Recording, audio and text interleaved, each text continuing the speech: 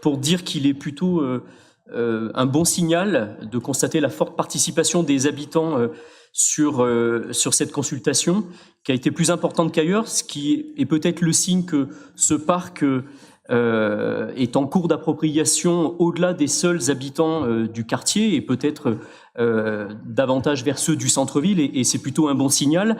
Je me réjouis que cette consultation se soit faite par un vote numérique. Je vous en avais fait la proposition lorsque nous avions débattu de la dénomination des centres sociaux, où vous aviez procédé à une méthode de vote un peu archaïque avec la vieille boîte à chaussures qui circule dans la maison de quartier. Donc, je vous avais dit que des moyens modernes existaient. Je me réjouis que vous les ayez adoptés. Simplement, sur le fond, les habitants ont voté donc pour cette dénomination Parc de la Muraille, qui s'appelait d'ailleurs autrefois la résidence Henri Andro.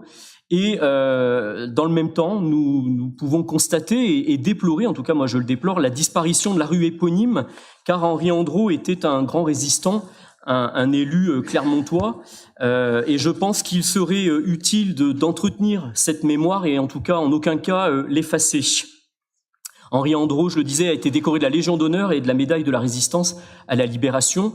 Je pense qu'il est du devoir de la municipalité de perpétuer le travail mémoriel, même si les habitants ont fait un autre choix, puisqu'Henri Andro était aussi proposé.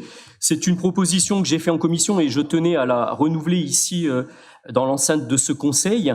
Il a fait un très gros travail mémoriel à Saint-Jacques, et dans cette période un petit peu trouble que nous traversons, à l'heure où certains sont capables de basses compromissions pour sauver des sièges, où d'autres se laissent aller à des amalgames douteux entre résistance et terrorisme sur fond de communautarisme, il est utile, oui, il est toujours utile de rappeler ce qu'est la notion, oui, je viens de le dire, oui, mais vous inquiétez pas, je prends ma part, moi j'assume, mais je pense qu'il est utile d'entretenir ce qu'est la résistance, et s'il vous plaît, est-ce que vous pouvez vous calmer un peu, franchement,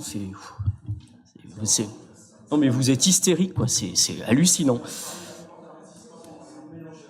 Oui, mais on est dans une période trouble où franchement, on voit bien que la notion 80 ans après la libération, on voit bien que cette notion de résistance disparaît, et je ne voudrais pas que cette rue éponyme disparaisse, parce que c'est aussi l'occasion d'honorer la mémoire d'un résistant, et donc je demande simplement, si vous pouvez rester un tout petit peu calme, que... Franchement, non mais si ce conseil municipal doit devenir ce qui est devenu l'Assemblée nationale pendant 2 ans, franchement, ça fait peur. Non mais on est systématiquement coupé par des cris d'orfraie, enfin c'est juste hallucinant, alors que franchement sur le fond ce que je demande mériterait juste le consensus, mais si vous êtes même pas capable d'approuver cette proposition et que vous partez dans tous les sens, vraiment ça en dit long aujourd'hui sur la valeur de vos convictions. Je demande simplement... Et s'il vous plaît, un point d'ordre, s'il vous plaît. Je vous demande de le laisser terminer, d'autant que vous ne pouvez pas présumer de ma réponse, que je ne l'ai pas encore donnée, monsieur. Bien sûr. Et puisque vous en êtes à faire le panégyrique de monsieur Andro, n'omettez pas le fait qu'il était socialiste. Oui, bien sûr. Si vous l'avez pas dit.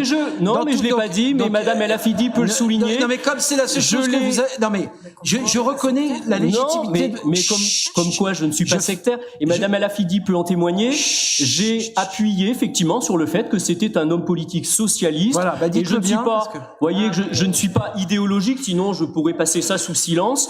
Pour l'instant, vous l'aviez pas dit. Oui, mais je l'ai dit en commission, donc bon, on peut discuter. Je pense que ce qu'il est important de retenir, et je le redis dans cette période trouble, au-delà du fait qu'il était socialiste, c'était un grand résistant, et je trouverais dommage que cette rue qui honorait sa mémoire disparaisse avec la création de ce parc et avec sa dénomination, et donc je demande simplement que cette mémoire soit entretenue. Je propose simplement qu'une stèle à sa mémoire soit appliquée, déposée dans le parc, simplement pour entretenir la mémoire d'Henri Andro. Je ne pense pas vous demander la lune, et je ne pense pas que ça mérite cette hystérie générale.